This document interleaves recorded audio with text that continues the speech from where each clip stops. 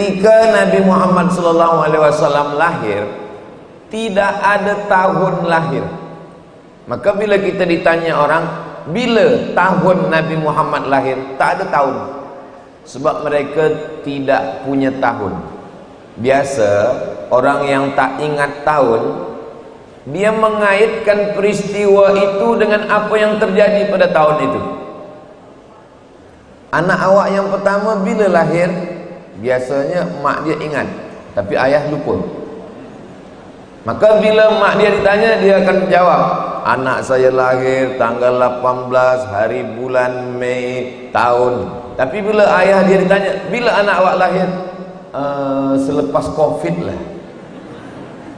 Kenapa dia kaitkan dengan peristiwa? Sebab dia tak ingat tahun. Maka Nabi Muhammad SAW lahir tak ada tahun. Tapi kita diingatkan bila Nabi Muhammad lahir, tahun gajah. Tak ada tahun 1, tahun 2, tahun 3. Sebab apa? Tahun gajah. Kenapa tahun gajah? Sebab terjadi peristiwa besar, serangan tentera bergajah. Bila tahun itu banjir, maka disebut dengan Amul Faidan, tahun banjir. Bila tahun itu kesedihan, maka disebut dengan Amul Huzni, tahun duka cita. Maka bila saya ditanya orang, di antara semua tahun, manalah tahun yang Ustaz paling ingat? Tahun Profesor Ejang. Sebab itu tahun yang luar biasa bagi saya. Ini nampaknya Ustaz dah ulang 2 kali ni. Dia memang setiap 5 minit ulang balik. Hafal kaji kerana diulang, kata orang Melayu. Pasal jalan kerana dilalui. Pasal jalan maksudnya jalan tu kalau tak kita lalu selalu dia akan tumbuh rumput. Maka kita mesti ulang, kita lalu supaya kita ingat dalam fikiran, dalam lubuk hati kita yang paling dalam. Meninggal Nabi Muhammad SAW tak ada tahun. Meninggal Sayyidina Abu Bakar Siddiq tak ada tahun. Berganti dengan Amirul Mukminin Umar ibn al-Khattab. Pada masa Umar bin Khattab, pemerintahan Islam dah mula besar. Surat-surat berdatangan. Surat dari Koptik Mesir ada tahun. Surat dari Rom ada tahun.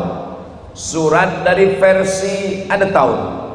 Maka datanglah seorang gubernur, nama dia adalah Abu Musa al-Ash'ari radhiyallahu anhu. Abu Musa al-Ash'ari bertanya kepada Sayyidina Umar ibn Khattab, wahai Amirul Mukminin Umar bin Khattab, ya, kita bila dapat surat dari jiran-jiran kita, kerajaan-kerajaan tetangga kita, mereka pakai ada nama tahun, ada tarikh. Kita pula tak ada tahun. Kita malulah. Nanti bila orang tanya, takkan kita buat tahun banjir, tahun kebakaran, tahun sakit, tahun susah. Kita nak buat tahun apa ni? Maka Sayyidina Umar bin Khattab kumpulkan semua sahabat-sahabat senior, yang tua-tua, kibarus sahabat, untuk membahas bila kita buat tarikh ini. Ini mengamalkan firman Allah, wa amruhum syura bainahum. Mereka bermesyuarat untuk menentukan suatu perkara yang penting. Sahabat-sahabat sekalian, silalah bagi pendapat. Kita nak mulakan tahun Islam ni bila tahun yang pertama? Masing-masing bagi idea dia. Ada idea? Ada. Macam mana? Macam mana kalau kita mulakan tahun kita tahun 1 ketika Nabi Muhammad lahir? Kalau tahun 1 kita tahun Nabi Muhammad lahir, maka sebenarnya kita sekarang bukan 1446, tapi 1446 tambah 40 tambah 13. Berapa tu Ustaz? Banyak. Tapi tak semua bersetuju. Kata yang tak bersetuju, kalau kita buat tahun Islam itu masa Nabi lahir, ingat, Nabi lahir tidak ada yang berubah. Yang minum khamar mabuk, yang buat maksiat zina, mohon maaf, yang membuat riba, maka kelahiran Nabi tak ada perubahan. Okey, kalau begitu pendapat idea yang pertama ni tak boleh pakai. Ada yang lain. Saya kata sahabat, apa idea awak? Bagaimana kalau tarikh Islam kita mula manakala wahyu turun, Iqra bismi rabbikal ladzi khalaq, khalaqal insana min 'alaqin, Iqra wa rabbukal akramul ladzi 'allama bil qalami 'allamal insana ma lam ya'lam. Rupa-rupanya yang kedua ni pun tak boleh pakai. Sebab apa? Sebab Quran turun, wahyu turun, orang Makkah tak ada yang berubah. Mereka minum khamar, mereka buat riba, mereka makan haram, mereka menyembah berhala. Selepas itu ada lagi, kata sahabat, bagaimana kalau kita buat tahun 1 ketika Nabi Muhammad sallallahu alaihi wasallam meninggal dunia. Ketika meninggal itu kita buat tahun 1. Alhamdulillah, idea ni tak dipakai oleh Umar bin Khattab. Bayangkan kalau masa Nabi meninggal tahun 1, tiap tahun menyambut tahun baru Islam kita menangis. Nama tahunnya bukan tahun hijrah, tahun takziah. Sebab meninggal Nabi. Marilah kita mengenang meninggalnya Nabi, menangis semua, sedih, umat Islam pun jatuh rendah. Lalu kemudian datanglah Sayyidina Ali radhiyallahu anhu karramallahu wajhah. Kata Sayyidina Ali, bagaimana kalau tahun pertama kita ambil dari hijrah, pindahnya Nabi Muhammad sallallahu alaihi wasallam dari kota Makkah ke kota Al-Madinah Al-Munawwarah. Apa kata Sayyidina Umar? Al-hijratu tufarriqu bainal haqqi wal batil. Idea datang Sayyidina Ali dipersetujui oleh Sayyidina Amirul Mukminin Umar ibn al-Khattab. Bersepakatlah semua sahabat. Itulah maka tahun kita, tahun Islam, disebut dengan tahun hijrah. Sebenarnya pelajar-pelajar, penuntut-penuntut semua dah tahu cerita ni berulang. Lalu kenapa Ustaz ceritakan lagi? Saya sebenarnya bukan nak bagi tahu kepada penuntut-penuntut pelajar semua, sebab yang menonton ini bukan setakat di Unimel saja. Ini semua orang di kampung saya pun sedang menengok. Sebab apa? Kita sekarang streaming dan nanti boleh ditonton melalui channel Ustaz Abdul Somad Official. Subscribe, like, share and comment. Bahawa masyarakat kita yang tak tahu, kita bagi tahu. Kenapa nama kita ni hijrah? Sebab hijrah itulah yang membezakan mana yang hak, mana yang batil. Apa makna hijrah? Hajara. La yahillu li muslimin ayyahjura akhahu fawqa thalathin. Tidak boleh, tidak halal bagi seorang muslim ayyahjura, meninggalkan akhahu, saudaranya, fawqa thalathin, lebih dari 3 hari. Jadi makna hijrah adalah meninggalkan. Kenapa hijrah? Sebab mereka meninggalkan kota Makkah Al-Mukarramah menuju Al-Madinah Al-Munawwarah. Rupa-rupanya 1446 ini bukan hanya setakat hijrah Nabi Muhammad SAW, tapi bagi Ustaz Abdul Somad, hari ini 1 Muharram, ini juga hari hijrah. Hijrahnya, jangan tepuk tangan dulu, belum lagi, belum. Hari ini Abdul Somad hijrah dari Riau menuju Universiti Islam Melaka. Nah, jadi hijrah ni Masya Allah. Saya esok tetap balik ke rumah. Makna hijrah ini pindah kepada tempat yang lebih baik, di tempat ulama dihormati, di tempat Islam bermartabat, di tempat orang menjaga marwah Melayu. Insya Allah Allah menjaga Melaka, menjaga Unimel menjadi tempat belajar agama Islam. Wa ma arsalnaka illa rahmatan lil alamin. Itu hijrah.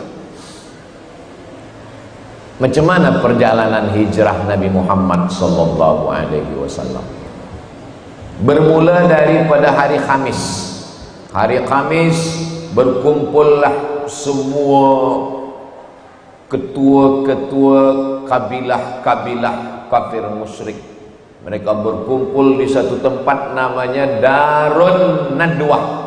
Dar rumah, Nadwah berkumpul. Darun Nadwah tempat rumah berkumpul.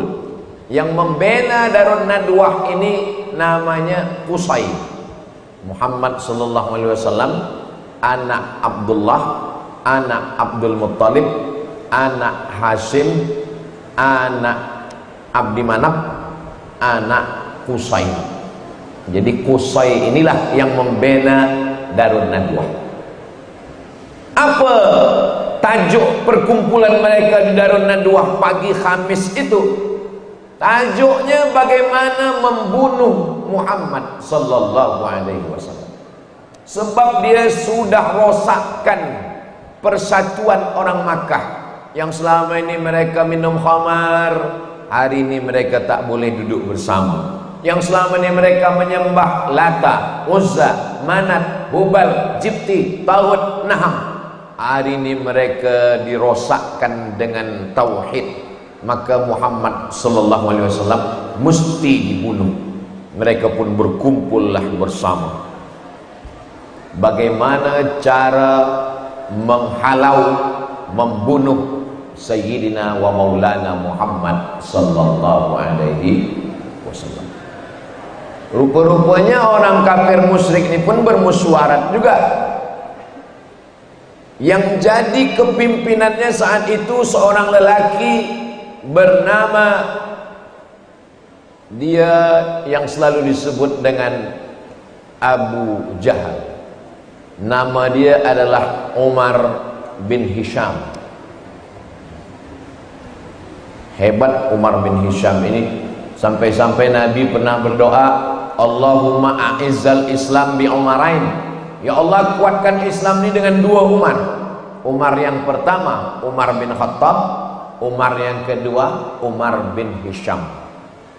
Lalu kemudian ketika Nabi sallallahu alaihi wasallam menceritakan bahwa mereka berkumpul di situ, kata Umar bin Hisham, Abu Jahal bertanya, apa pendapat kamu bagaimana cara membunuh Muhammad sallallahu alaihi wasallam?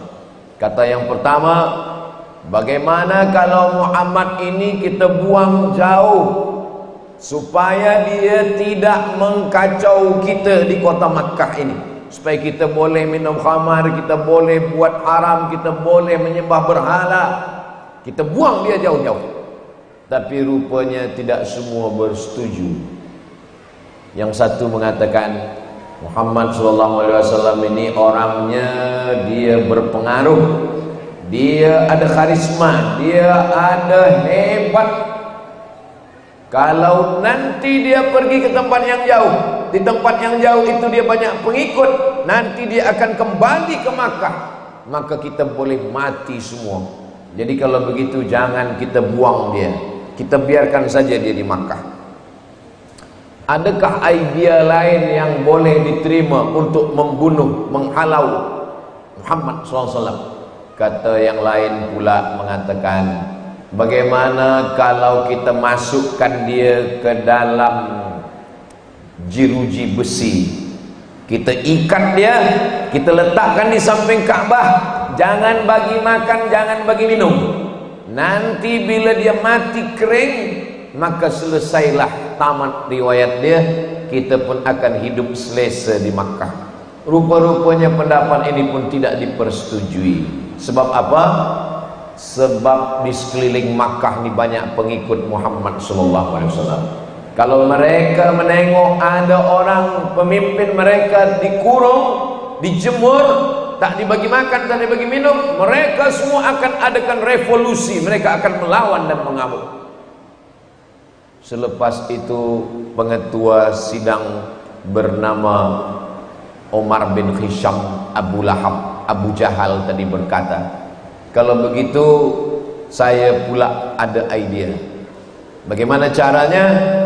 Bagaimana kalau pemuda-pemuda dari setiap suku kita ambil, siapa pemuda yang paling kuat tangannya, kita bagi dia pedang, masuk ke rumah Muhammad SAW di waktu malam.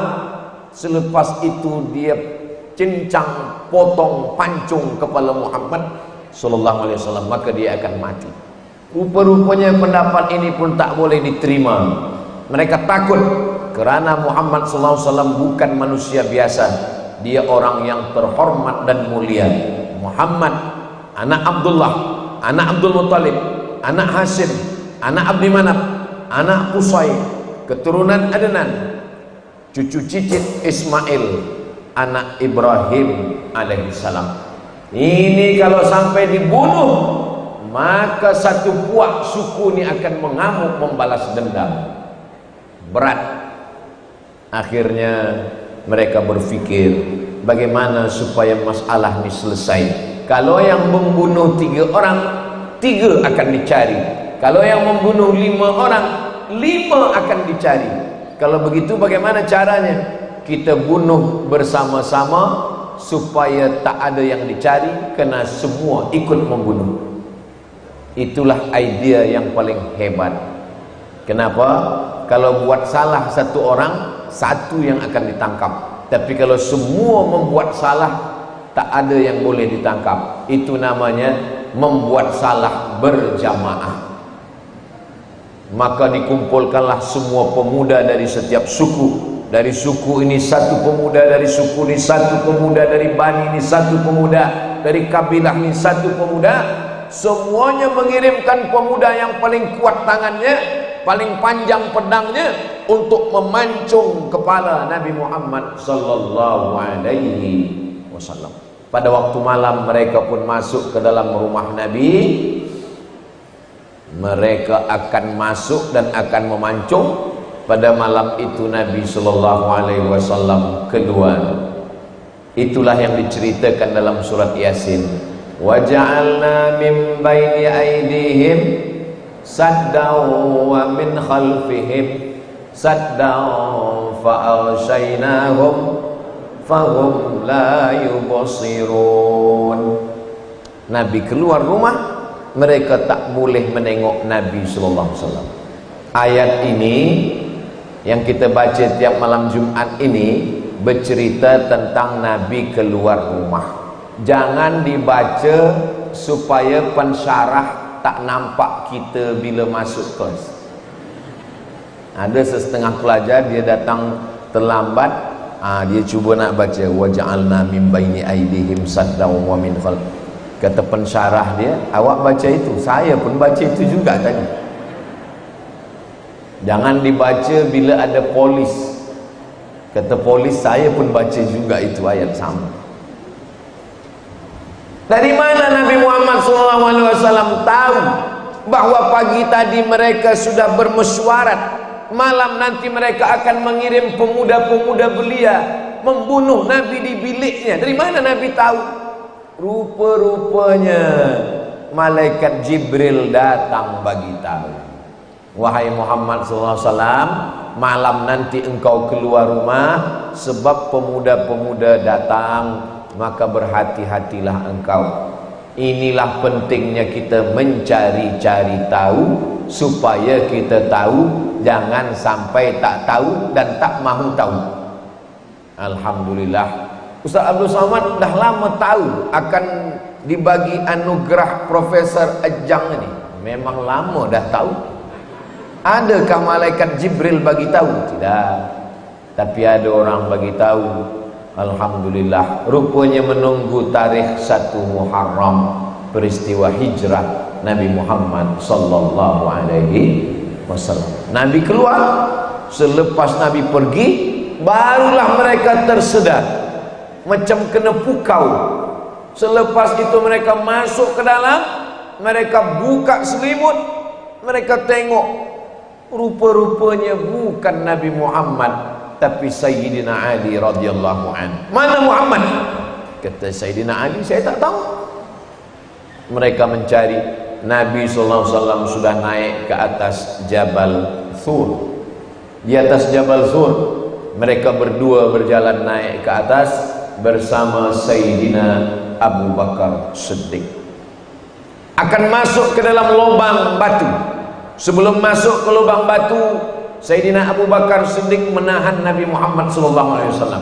Wahai Muhammad SAW, jangan masuk ke dalam. Kenapa begitu Abu Bakar? Biar saya yang masuk ke dalam. Kalau di dalam lubang batu ini ada harimau, ada ular, ada kala, aku yang dia gigit, aku seorang yang akan mati. Tapi kalau engkau yang diterkam harimau, digigit ular, maka semesta alam berduka sebab wahyu tak sampai kepada mereka. Itulah Abu Bakar Siddiq. Abu Bakar masuk ke dalam, dia bersihkan. Selepas semuanya aman, selesai, bersih, ada lubang di tanah. Abu Bakar duduk di lubang itu untuk menutupi lubang batu kecil. Selepas itu Nabi SAW pun masuk ke dalam. Begitulah Nabi SAW bersama Abu Bakar Siddiq. Andai malam itu Nabi Muhammad bukan bersama Abu Bakar, tapi bersama Abdul Somad, kira-kira apa yang akan dikatakan Profesor Ejang Abdul Somad? Maka dia akan katakan, ya Rasulullah, silalah masuk ke dalam dulu. Sebab kalau engkau yang masuk, ada yang menyelamatkan engkau. Jibril, Mikail, Israfil, Israel, malaikat-malaikat semua. Tapi bila saya, siapa yang boleh menyelamatkan saya? Abu Bakar Siddiq lebih mendulukan Nabi daripada dirinya sendiri. Itulah mengapa kita selalu menyebut nama dia bulan Ramadan. Apa kata Bilal sembahyang tarawih? Al-Khalifatul Awwal Sayyiduna Abu Bakr As-Siddiq. Apa kata jamaah? Radhiyallahu an. Allah meridhai dia. Belum ada university yang mengeluarkan degree. Bila awak belajar di sini, nanti dapat degree namanya radhiyallahu an. Belum ada. BA ada, Master ada, PhD ada, Profesor ada, tapi radhiyallahu an belum ada. Boleh juga kalau Universiti Islam Melaka nak buat. Siapa yang mahu masuk ke dalam lubang batu, siapkan singa harimau 2 ekor.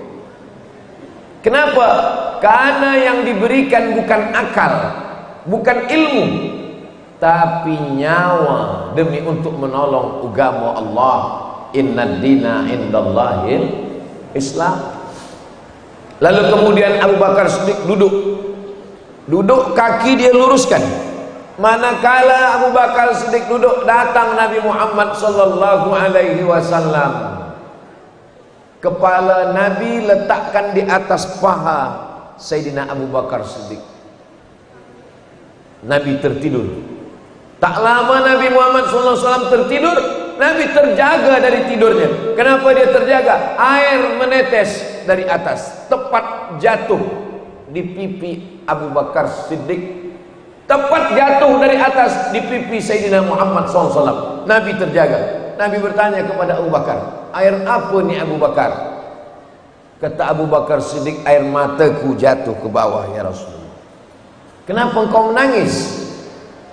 Rupa-rupanya dari lubang batu itu ada kala yang menyengat, menggigit kulit Abu Bakar Siddiq.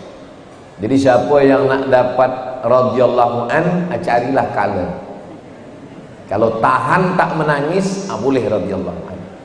Kaki tak dia gerakkan, tangan dia tak gerakkan, dia tahan demi supaya jangan sampai Nabi terjaga dari tidurnya. Itulah cinta, itulah mahabbah, itulah yang sebenar-benar mahabbah.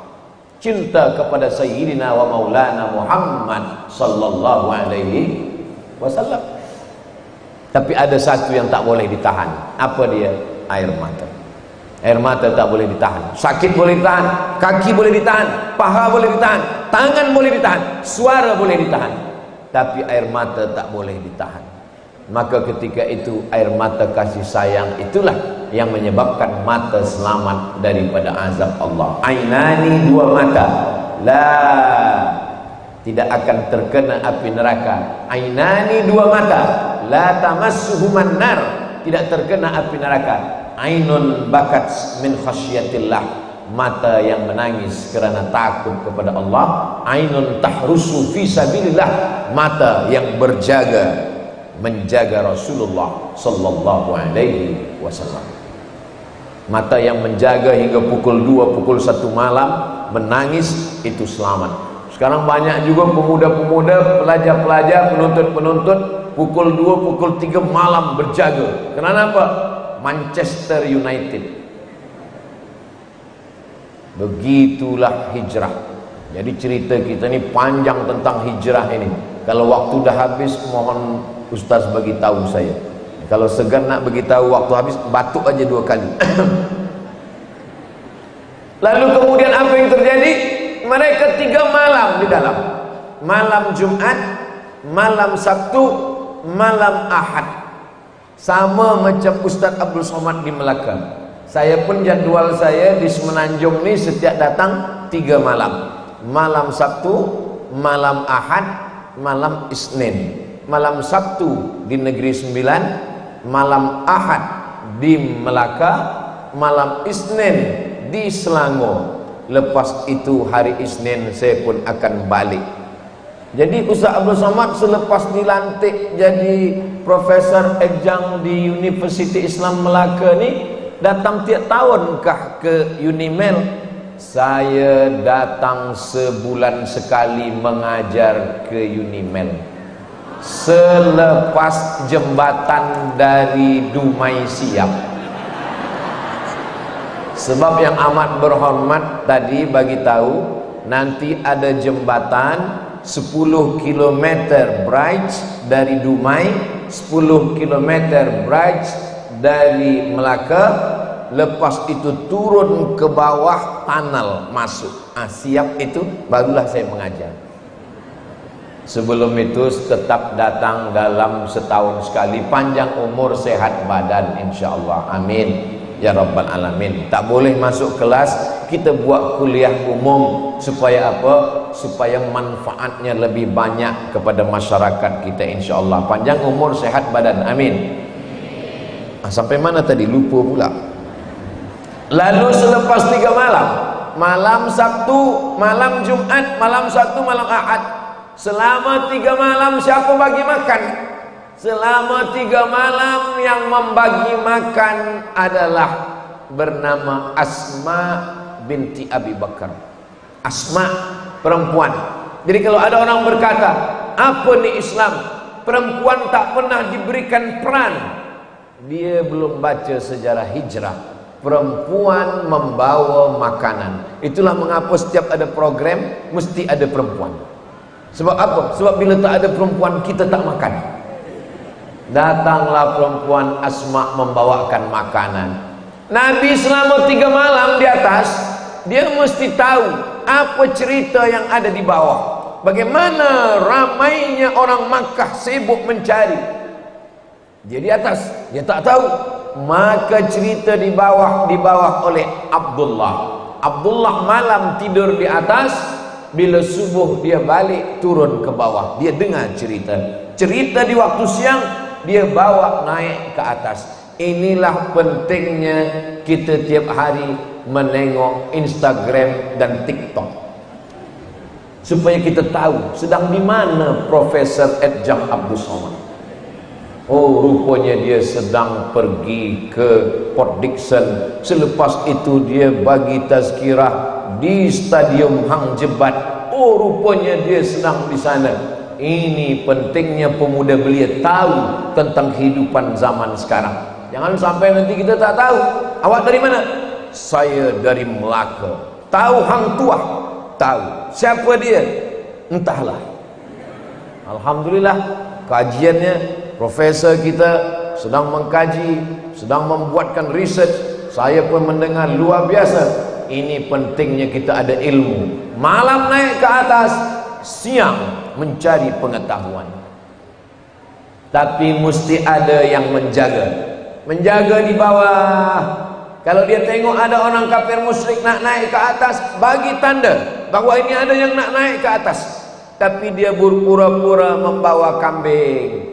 Namanya Amir bin Fuhairah. Siapa yang tidur di tempat Nabi? Ali bin Abi Thalib. Siapa yang mengawani naik ke atas? Abu Bakar Siddiq. Siapa yang membawa makanan? Asma binti Abi Bakar. Siapa yang membawa berita? Abdullah bin Abi Bakar.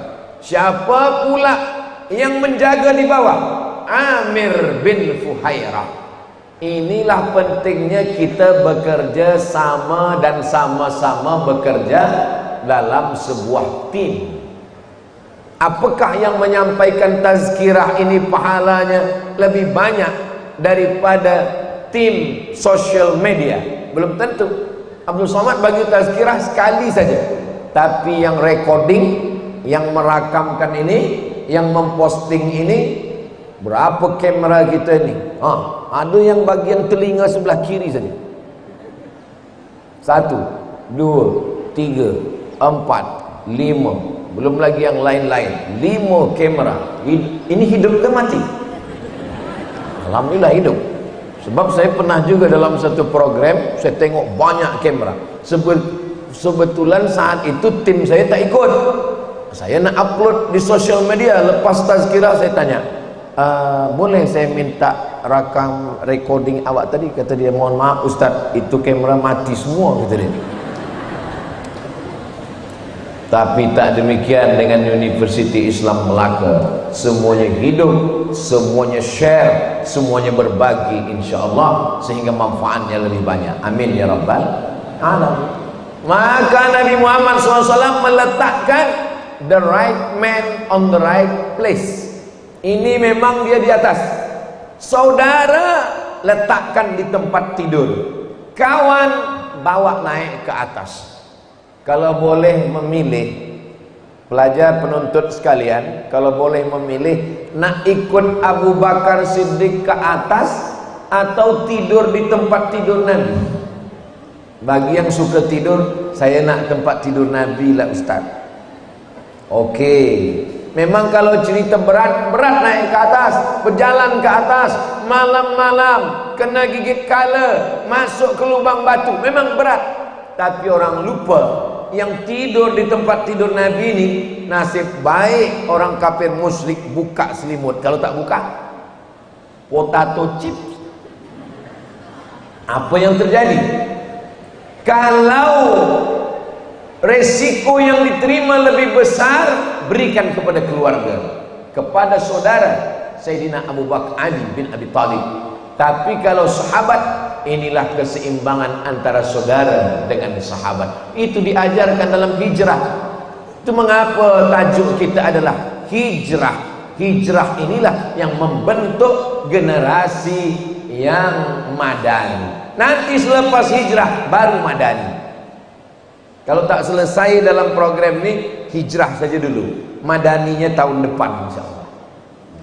Lalu kemudian selepas 3 malam, malam Isnin, Nabi pun bertolak dari Jabal Sur menuju kota Al-Madinah Al-Munawwarah. Siapa penunjuk jalan?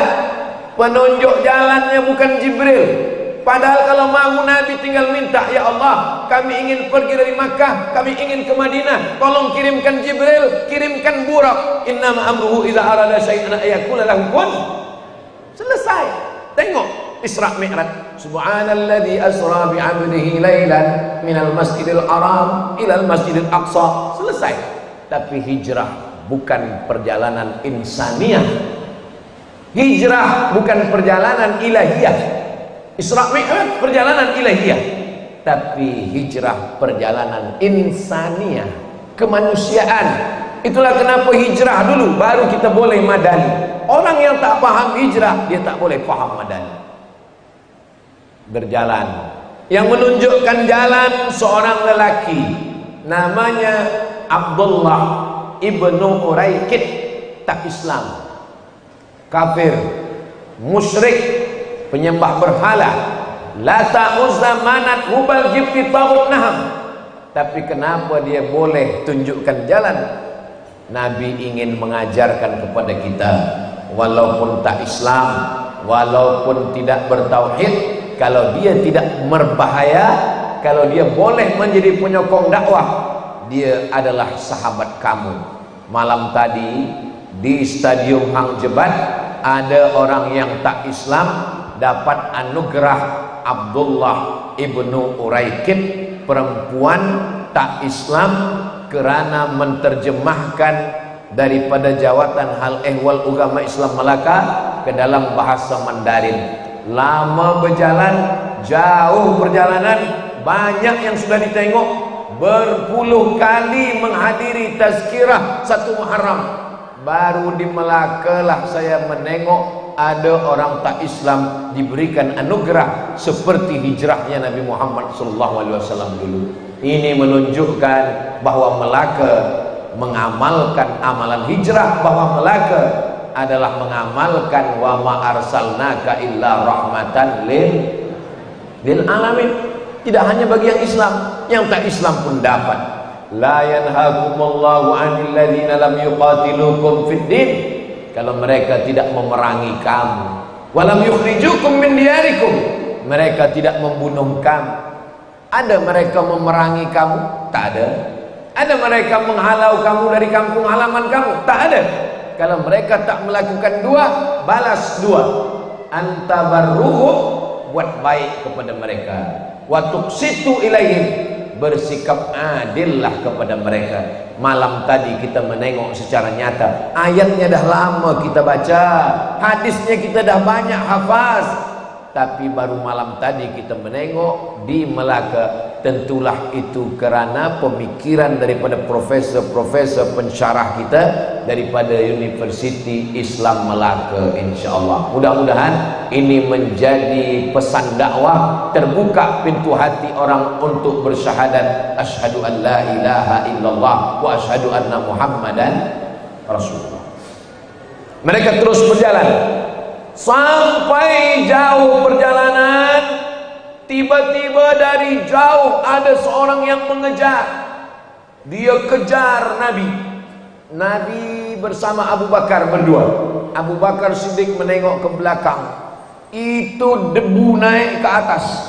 Biasa kalau debu gurun pasir naik ke atas, maknanya ada kuda yang kencang mengejar dari belakang. Kata Sayyidina Abu Bakar Siddiq, ya Rasulullah, nampaknya ada orang mengejar kita dari belakang. Rupanya memang betul seorang lelaki dengan menunggang kuda, dia mengejar dari belakang. Sampai mendekat ke Nabi, kaki kudanya jatuh ke dalam pasir. Kuda berguling, dia pun terjatuh. Lelaki itu namanya Suraqah bin Malik. Selepas itu Suraqah berkata, kata Suraqah, wahai Muhammad sallallahu alaihi wasallam, aku mengejar engkau kerana orang Makkah memberitahu siapa yang boleh membawa kepala Muhammad hidup atau mati, dia akan diberi 100 ekor unta. Berapa ringgit 100 ekor unta? Tanya kepada yang baru balik haji. Siapa yang boleh memancung kepala Muhammad sallallahu alaihi wasallam akan diberi hadiah 100 ekor unta. Itulah yang aku kejar engkau. Seumur hidup Suraqah bin Malik tak pernah jatuh dari untanya, tak pernah jatuh dari kudanya, tapi saat itu dia jatuh. Kata Suraqah bin Malik, hari ini ku tersedar bahwa yang ku ikuti ini bukan manusia biasa, engkau adalah Rasul utusan Allah subhanahu wa ta'ala. Lalu kata Suraqah bin Malik, apa yang engkau inginkan dari aku wahai Muhammad sallallahu alaihi wasallam? Kata Nabi, satu saja, aghib anna, sembunyikan cerita tentang kami. Suraqah bin Malik balik ke kota Makkah Al-Mukarramah, seakan-akan tak pernah terjadi apapun. Dia biarkan Nabi Muhammad sallallahu alaihi wasallam pergi. Apa pelajaran yang boleh kita ambil?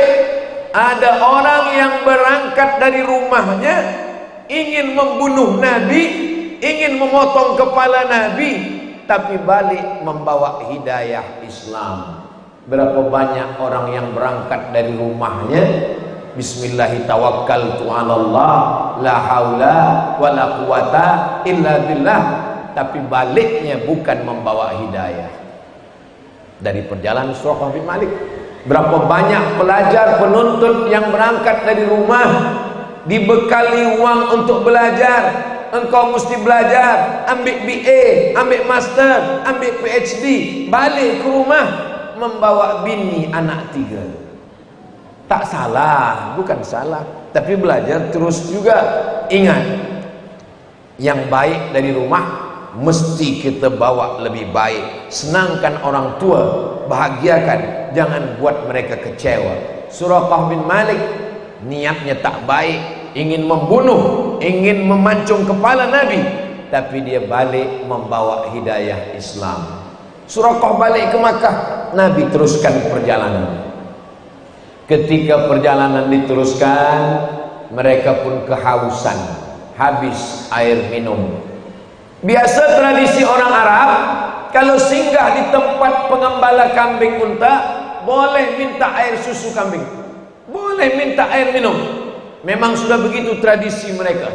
Lalu kemudian mereka pun singgah ke tempat pengembala kambing unta. Lalu mereka pun minta, wahai penjaga pengembala kambing, ya, boleh kami minta air susu kambing sebab kami kehausan? Boleh.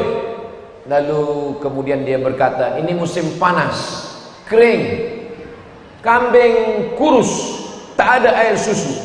Disitulah nampak mukjizat Nabi Muhammad SAW.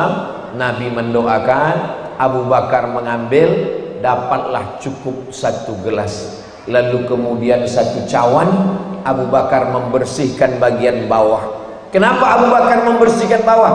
Dia tak ingin ada pasir yang jatuh ke kain Nabi. Pasir yang ada di bawah cawan pun dia jaga supaya tak jatuh ke jubah Nabi. Begitulah Abu Bakar Siddiq. Jangankan nyawa Nabi, jangankan orang kafir musyrik menghunuskan pedang ke Nabi, tak boleh jatuh 1 butir pasir ke pakaian Nabi. Lalu selepas itu Nabi pun meminum. Saya sebenarnya nak tunjukkan macam mana minum tadi, tapi kerana ini tidak air susu, jadi tak boleh jadi contoh. Tadi malam dalam sudah minum tadi teh tarik. Ini air putih. Memang ustaz-ustaz guru yang bagi tazkirah elok dibagi air mineral, jangan bagi air manis. Sebab apa? Sebab leher dia panas. Kalau leher panas dibagi air manis gula, rusak suara. Umur 50-60 suara sudah tak ada lagi. Yang sihat itu memang mesti begini. Penyakit ustaz-ustaz yang banyak, ustaz banyak tazkirah, tazkirah subuh, tazkirah duha, tazkirah zuhur, tazkirah asar, tazkirah malam, banyak duduk, banyak minum gula, kena penyakit diabetes, kena penyakit gula. Maka jangan, kalau sayang dengan ustaz, jangan bagi ustaz banyak-banyak air gula. Kalau ada yang sakit gula, bawa ke Melaka, sebab ada hospital. Saudara yang dimuliakan Allah Subhanahu wa taala, ketika Nabi meminum, apa kata Abu Bakar Siddiq? Fasyariban nabiyyu hatta irtawaitu. Saya manakala membaca kalimah ini macam ada yang hilang. Fasyariban nabiyyu hatta irtawaitu. Nabi minum sampai hausku hilang. Yang minum siapa? Nabi. Yang hausnya hilang siapa? Abu Bakar. Saya yang tak paham nahu ke? Fa'ilnya siapa? Fasyariban nabiyyu hatta irtawaitu, sampai hausku hilang. Yang minum Nabi. Kenapa haus dia hilang? Sekarang cuba saya minum. Bismillahirrahmanirrahim. Haus siapa yang hilang? Haus saya hilang. Kalau saya berjalan berdua dengan yang amat berhormat, lalu kemudian beliau minum, Maka saat menengok beliau minum, saya akan katakan, ketika menengok yang amat berhormat minum, hausku merajalela. Ketika menengok profesor minum, hausku menjadi-jadi. Tapi Abu Bakar Siddiq, dia sudah sampai pada tingkat ukhuwah. Itulah puncak daripada mahabbah, ukhuwah, mahabbah. Menengok nikmat orang, terasa diri kita sudah dapat nikmat. Dan itu saya yakin dan percaya, semua yang hadir ini, saya tengok dari senyumnya, dari gelak tawanya, semuanya berbahagia. Betul? Padahal yang dapat Profesor Edjam Abdul Somad, tapi mereka semua ikut berbahagia. Maka sudah sampai pada tingkat mahabbah Abu Bakar Siddiq. Tinggal disengat kala saja lagi yang belum. Mahabbah, cinta, ukhuwah, ini hijrah. Jangan cerita Madani kalau belum mampu bercerita tentang hijrah. Ini maka kita bahaskan tentang hijrah ini sedetail-detail, sekecil-kecilnya, sampai pada masalah yang amat sangat halus, lataif daripada hijrah Nabi Muhammad SAW. Lepas minum, mereka teruskan perjalanan. Sampai di perjalanan masuk waktu Isya. Mereka sholat Isya, jamaahnya 70 orang. Macam mana ada jamaah 70 orang? Bukankah waktu itu yang Islam hanya Nabi dan Abu Bakar? Mereka pertama kali keluar dari kota Makkah, pergi ke Taif, dihalau, dilempar dengan batu. Mereka pertama kali lalu di jalan ini. Macam mana 70 orang masuk Islam? Ini maknanya, walaupun nyawa di ujung tanduk, walaupun kita ingin dibunuh orang, berdakwah jangan sampai berhenti. Mereka sampai ke kampung, berjumpa dengan orang kampung, mereka bersyahadat, mereka ajak sembahyang.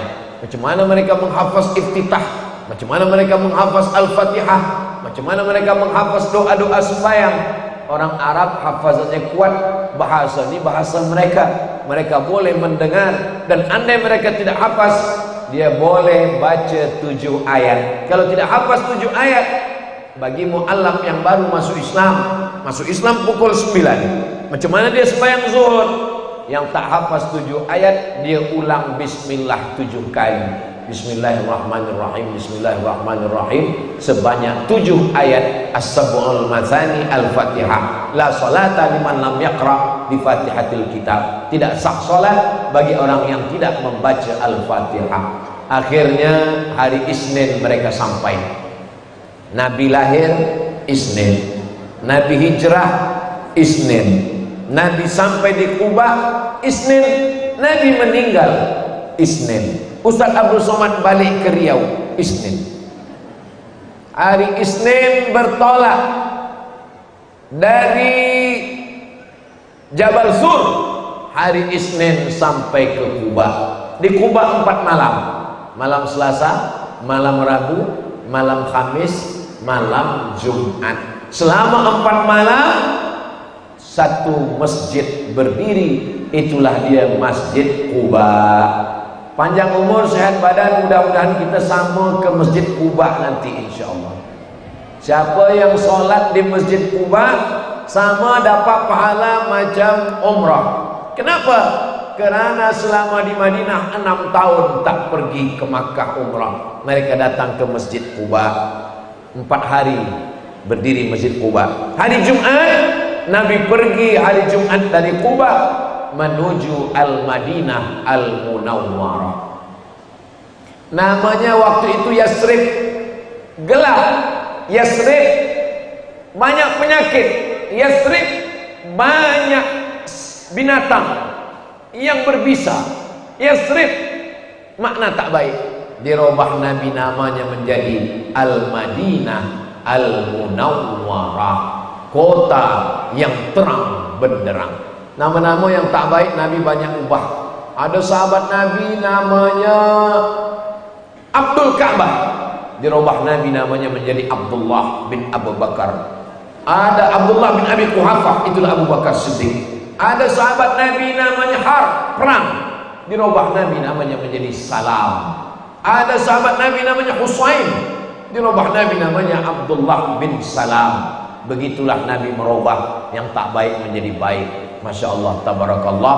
Dulu namanya college, kecil, tapi selepas 2022 dia berubah menjadi nama yang cantik dan besar, UNIMEL, University Islam Melaka. Alhamdulillah, mudah-mudahan nama dikekal abadi hingga hari kiamat. Semua orang berdatangan menuntut ilmu ke tempat ini, insya Allah. UNIMEL Festival 24 Stadium Tariq bin Ziyad, UNIMEL. Masya Allah, gambar saya lah yang paling besar di situ. Begitulah orang UNIMEL membesarkan Ustaz Abdul Somad. Dia tahu Ustaz Somad ni kurus kecil, dibuat gambarnya besar untuk menyenangkan hati dia. Idkhalus surur fi qulubil mu'minin, membahagiakan hati orang yang beriman. Hari Jumat Nabi bertolak sampai ke Yathrib, ubah nama menjadi Al-Madinah Al-Munawwarah. Maka nisbat kepada Madinah, itulah dia Madani. Hijrah membentuk teraju generasi Madani. Madani itu artinya Madinah Al-Munawwarah. Makki, Makkah. Malaysia. Malaki, Malaka. Madani, Al-Madinah Al-Munawwarah. Kalau sudah paham tentang hijrah, insya Allah generasi ini akan menjadi generasi yang madani, siap berkorban, berjuang, bersaudara, menghormati, berbagi, merasakan perasaan orang lain, bersusah payah. Itulah dia hijrah. Selepas itu barulah madani. Apa yang pertama dibina di Madani? Yang pertama adalah masjid. Kalau kita tengok semua kota-kota besar, itu pertama kali yang didirikan adalah masjid. Yang pertama di dunia ini masjid. Inna awwala baiti wudi'a lin-nasi lalladzi bi Bakkah mubaraka. Masjid. Maka generasi Madani, generasi yang besar belajar menuntut ilmu di masjid. Jangan sampai BA, master, profesor, doktor tapi tak ke masjid. Banyak orang ketika masih hidup sehat tak ke masjid, selepas mati jenazah tetap juga ke masjid. Seumur hidup ke masjid cuma 2 kali. Pertama akad nikah, kedua jenazah. Tapi kita diajarkan dalam Islam, Madani adalah masjid. Alhamdulillah, Al-Masjid An-Nabawi, Masjid Nabi Muhammad sallallahu alaihi wasallam. Tapi tidak hanya masjid, Islam mengajarkan kita Rabbana atina fid dunya hasanah wa fil akhirati hasanah. Maka Nabi membina bisnis. Maka di Madinah ini Babus Salam, pintu masuk Masjid Nabawi itu sekarang Babus Salam. Di Babus Salam itulah dulu tempat berniaga pasar orang-orang Madinah Al-Munawwarah melawan market Yahudi. Sebab Yahudi ini curang. Turun ayat wailul lil mutaffifin, celaka orang yang tipu curang sukatan timbangan. Mereka buat sukatan bagian bawah sukatan, anak raja duduk menyanyi. Duduk menyanyi, jangan menangis. Kalau mic sudah berbunyi, tanda waktu dah mula habis. Wailul lil mutaffifin, celaka orang yang tipu sukatan. Mereka buat sukatan, bawah ni dia tekuk ke atas. Dia tekuk ke atas supaya gandum di dalam sikit. Kalau dia nak membeli, dia tekuk dari dalam keluar. Kalau dia nak menjual, dia tekuk dari dalam ke atas. Itulah makna wailul lil mutaffifin, celaka orang yang curang sukatan. Alladzina idza talu 'alan nas yastawfun. Kalau dia menjual, dia tipu. Tapi kalau dia membeli, mata dia bukan main tajam. Ini kurang. Nabi SAW ingin lawan market pasar orang Madinah maka dia buatkan tempat berniaga Islam. Maka kalau ada orang Islam, peniaga, bisnismen, selepas hijrah dia tinggalkan semua perniagaan, dia hanya duduk di masjid, dia bukan hijrah, dia mati sebelum malaikat maut datang. Ini sekarang banyak pemuda-pemuda belia Islam, selepas hijrah bila ditanya, awak tak berniaga lagi? Saya dah tinggalkan semua dunia, Ustaz. Kalau memang tinggalkan dunia, matilah. Kita tidak disuruh meninggalkan dunia. Generasi yang madani, dia dapat dua-duanya. Macam pelajar-pelajar, penuntut-penuntut yang ada di Unimel ini, insya Allah inilah generasi-generasi madani kita masa depan, insya Allah. Kalau kami ini masa lalu, Ustaz Abdul Somad ini masa lalu, sudah lampau, past tense, maldi. Tapi yang mudhari, yang sekarang dan akan datang, ini adalah pemuda-pemuda belia. Mereka inilah harapan umat dan bangsa, harapan orang tua dan mertua. Betul puan? Betul. Siap-siap. Tapi selesaikan dulu BA, Master dan PhD ini, insyaAllah.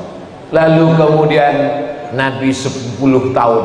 10 tahun lamanya Nabi di kota Al-Madinah Al-Munawwarah, boleh mempersaudarakan. Ini ada orang muhajirin dipersaudarakan dengan orang ansar. Orang ansar ada berperang. Wazkuru ni'matallahi alaikum, ingatlah nikmat Allah kepada kamu. In kuntum a'daan, kamu bermusuhan.